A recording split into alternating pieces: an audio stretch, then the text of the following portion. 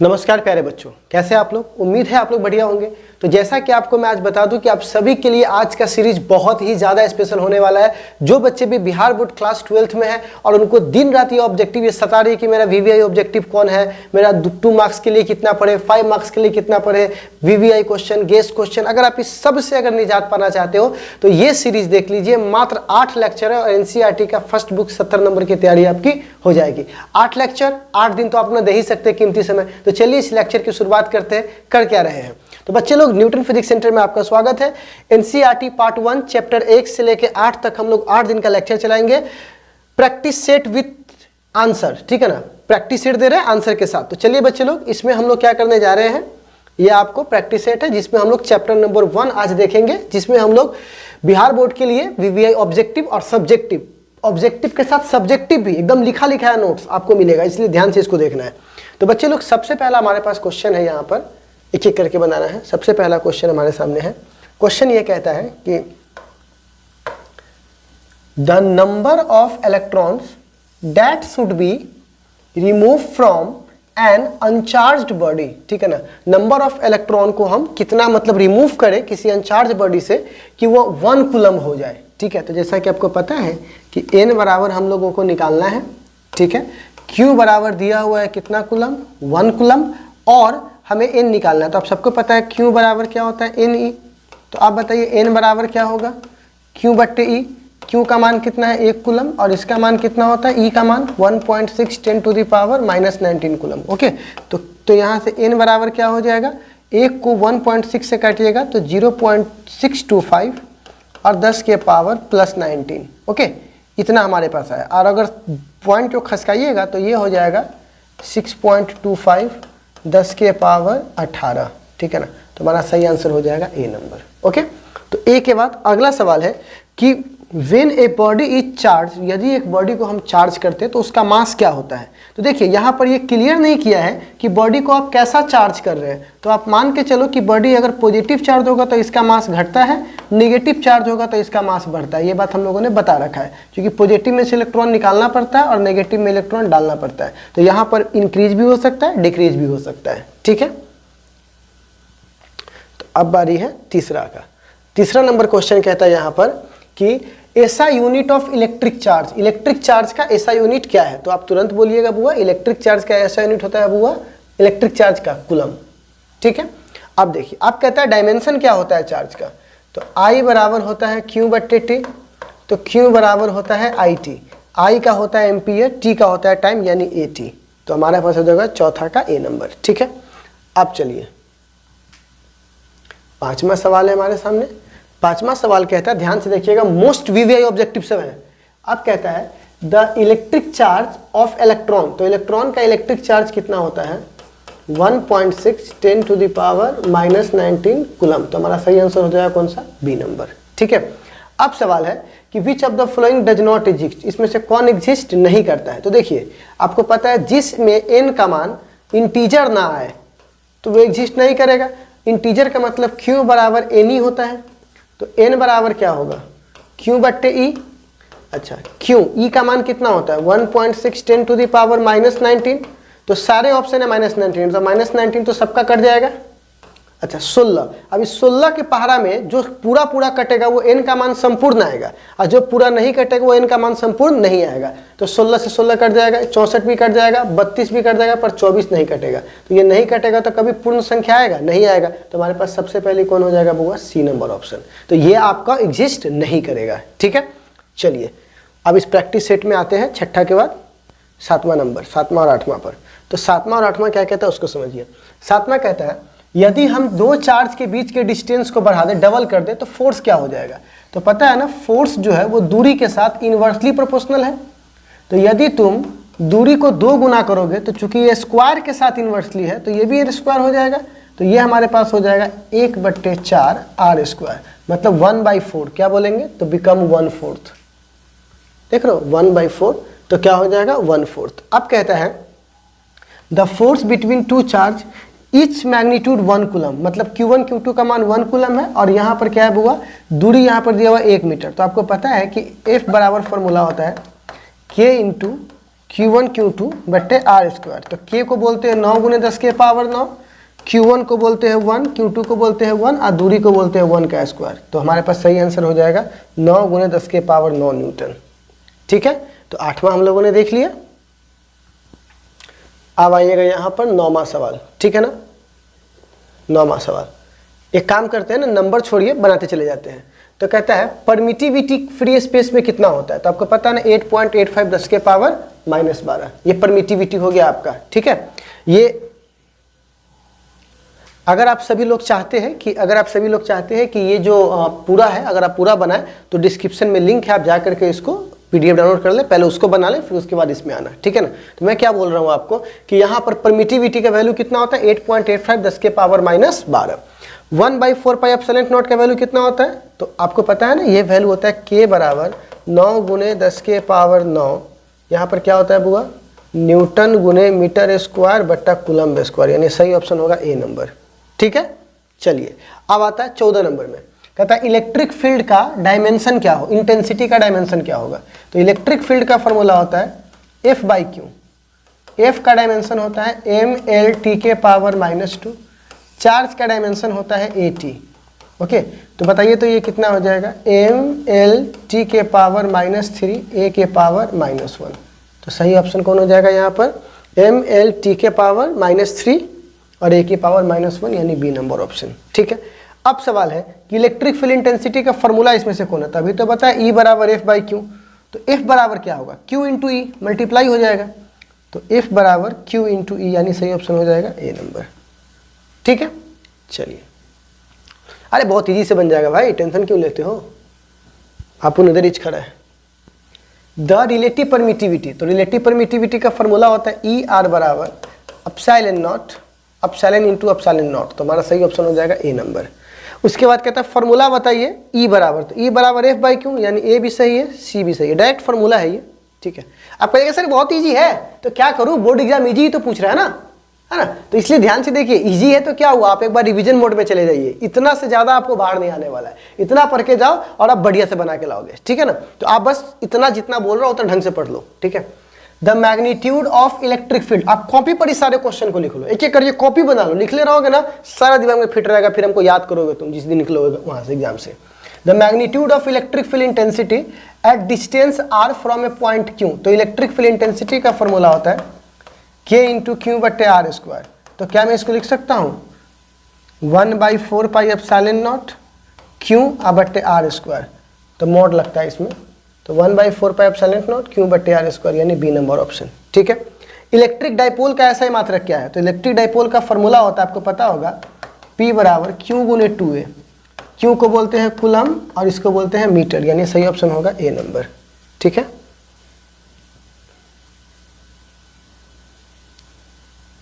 अब देखिए electric field intensity का ऐसा यूनिट, तो आपको पता है ना इलेक्ट्रिक फील्ड इंटेंसिटी का फॉर्मूला होता है F/Q। F का होता है न्यूटन, चार्ज का होता है कूलम, यानी हो जाएगा न्यूटन, कूलम ऊपर जाएगा तो कूलम के पावर -1, यानी सही ऑप्शन हो जाएगा बी नंबर। ठीक है, 18 नंबर क्वेश्चन कहता है the value of couple moment acting on the electric dipole uniform में है। ठीक है, तो मैक्सिमम, तो आपको पता है टॉर्क का फॉर्मूला होता है PE sin थीटा, और sin थीटा मैक्सिमम होता है 90 डिग्री पर। आपको पता है ये बात, है ना, रिवीजन करके तो ये देख ही रहे होंगे, तो 90 डिग्री पर रिवीजन हो गया। अब चलिए आगे बढ़ते हैं।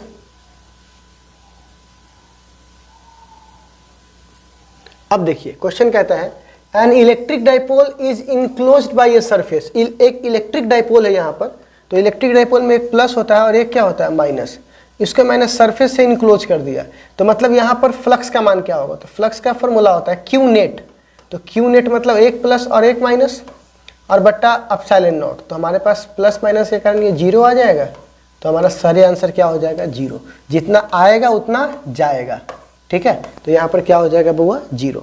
अगला, एक कूलम पर कितना नेगेटिव चार्ज है, तो अभी तो बोले तो 6.25 10 के पावर 18 यहाँ पर सबसे पहला नंबर सवाल यही था, तो डायरेक्ट मैंने यहाँ पे लिख दिया।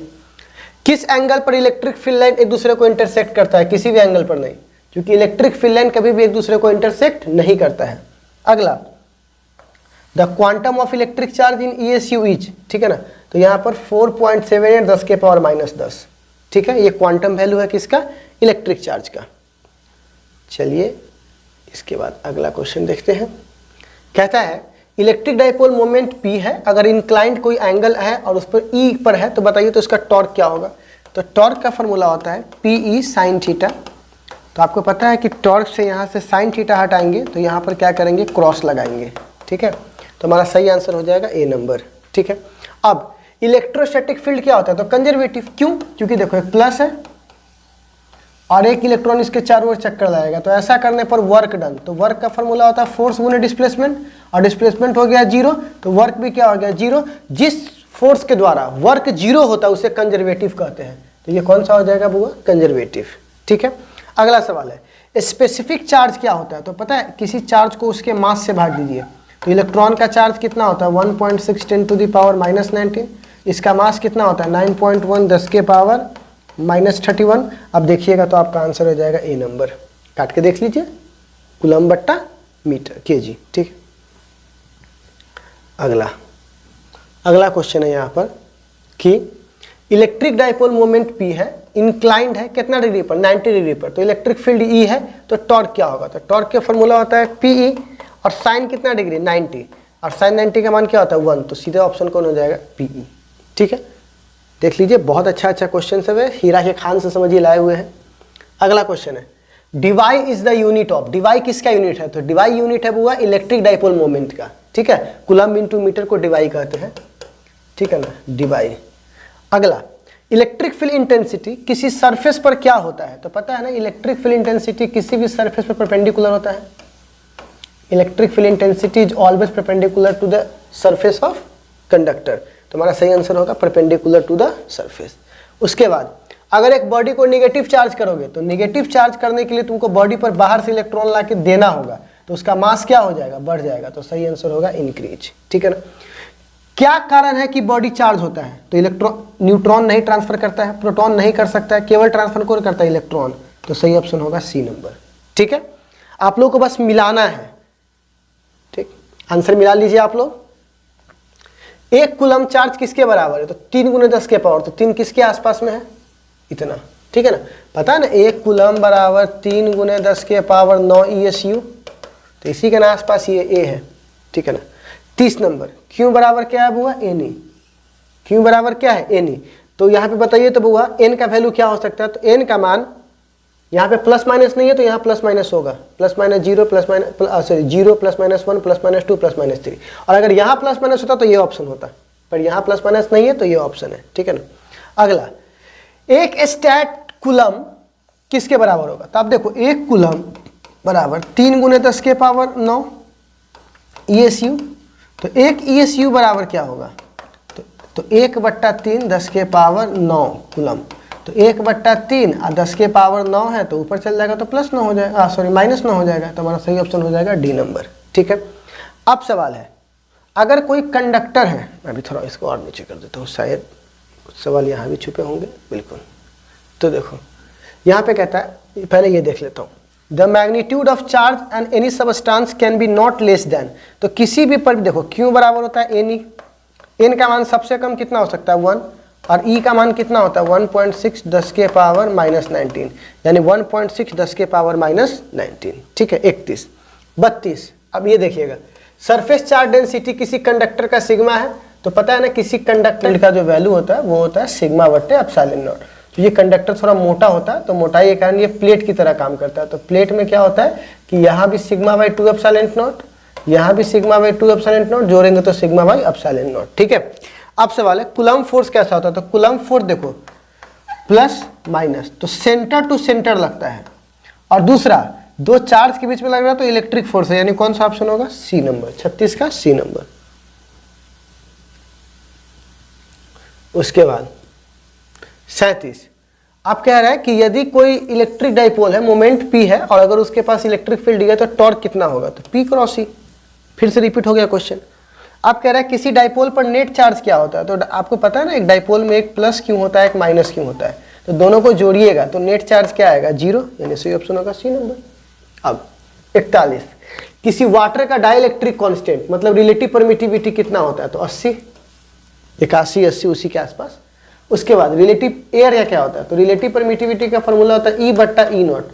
ई नॉट मतलब एयर में परमिटिविटी, और ऊपर भी एयर है, तो एयर को एयर से काटेंगे तो कितना आ जाएगा 1। ठीक है, चलिए अगला देखते हैं।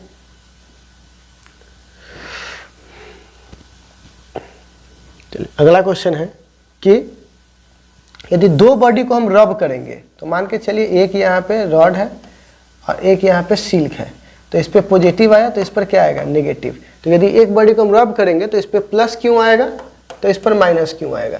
तो कहने का मतलब क्या हुआ कि पॉजिटिव और negative charge equal and opposite आया, तो क्या बोलेंगे इक्वल एंड अपोजिट चार्ज। ठीक है, तो ये हमारे पास कौन सा ऑप्शन हो जाएगा सी। इसमें कह रहा है सरफेस चार्ज डेंसिटी, तो सिग्मा का फॉर्मूला होता है टोटल चार्ज बाई एरिया, क्योंकि सरफेस है इसलिए एरिया लगेगा, तो सही ऑप्शन होगा बी नंबर। इसमें कह रहा है electric field intensity inside the hollow conducting sphere, तो किसी हॉलो के अंदर इलेक्ट्रिक फील्ड 0 होता है क्योंकि सारा चार्ज उसके सरफेस पर होता है। ठीक है, तो सही ऑप्शन होगा बी नंबर। ओके, चलिए आप लोग मिला लीजिए। इसके बाद नेक्स्ट है, नेक्स्ट में कहता है वह मेथड जिससे किसी वस्तु को हम चार्ज करते हैं बिना कोई कांटेक्ट के, तो उसको बोलते हैं इलेक्ट्रोस्टैटिक इंडक्शन। मैग्नेटिक नहीं, इलेक्ट्रोस्टैटिक, क्योंकि चार्ज रेस्ट में होता है। तो इलेक्ट्रोस्टैटिक इंडक्शन, इंडक्शन का मतलब होता है दूर से एक्शन हो जाए।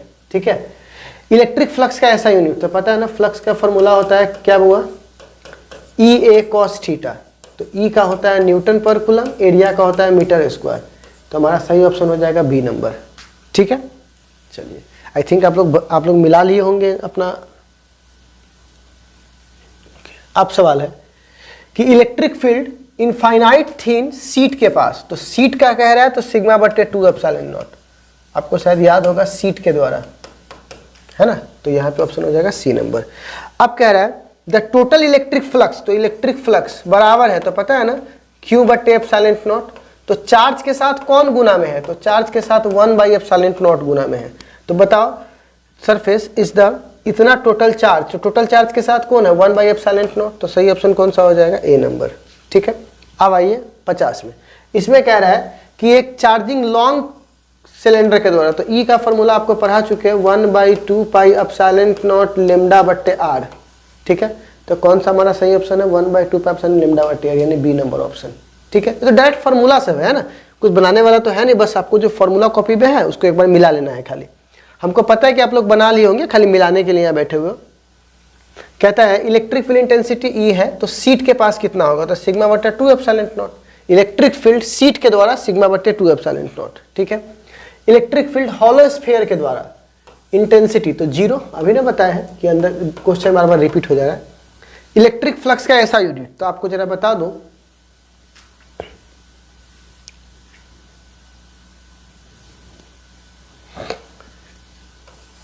फ्लक्स का फॉर्मूला होता है ई ए कॉस थीटा, फाई बराबर ई का मतलब न्यूटन पर कूलम, एरिया मतलब होता है मीटर स्क्वायर, तो न्यूटन गुने मीटर को जूल कहते हैं। 1 मीटर को इसको दे दिए तो न्यूटन गुने मीटर को जूल, और जूल पर कूलम को वोल्ट कहते हैं, तो वोल्ट गुने मीटर, यानी सही ऑप्शन हो जाएगा वोल्ट गुने मीटर सी। ठीक है, अब सवाल है the value of electric field intensity near the conductor, तो सिग्मा बटे एप्सिलॉन नॉट। ठीक है ना, चार्ज कंडक्टर के पास। आप कहिएगा सब्जेक्टिव। ठीक है, तो सब्जेक्टिव क्वेश्चन का सॉल्यूशन देखिए, यहां पे क्वेश्चन देखिए पहले।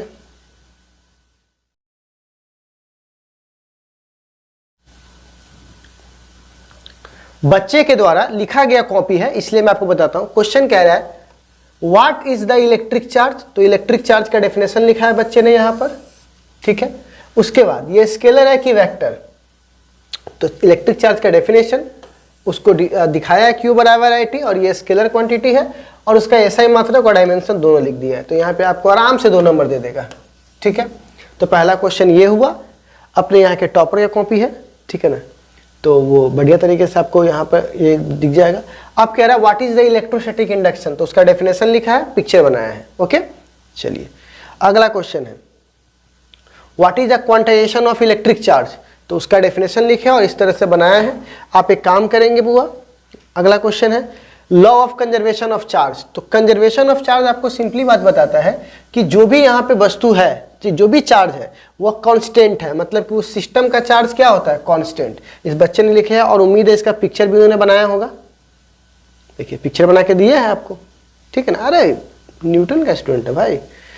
उसके बाद कूलम्ब्स लॉ किसे कहते हैं, तो कूलम्ब्स लॉ की डेफिनेशन और उसके बाद उसका एक्सप्लेनेशन। फिर आता है परमिटिविटी किसे कहते हैं, परमिटिविटी का डेफिनेशन डिनोट किससे करते हैं लिखा है। उसके बाद उसका फॉर्मूला और उसका यहाँ पर क्या लिखा है बुआ, यूनिट एंड डायमेंशन, ठीक है। अब सवाल है कूलम्ब का नियम की लिमिटेशन क्या है, तो इन्होंने 4 लिमिटेशन लिख दी है, जैसे कि पॉइंट के लिए वैलिड है, रेस्ट चार्ज के लिए सेवरल किलोमीटर, स्मॉल डिस्टेंस, ठीक है। अगला है डिफाइन इलेक्ट्रिक फील्ड, तो इलेक्ट्रिक फील्ड को डिफाइन किया है, electric field unit and dimension, formula unit and dimension, okay.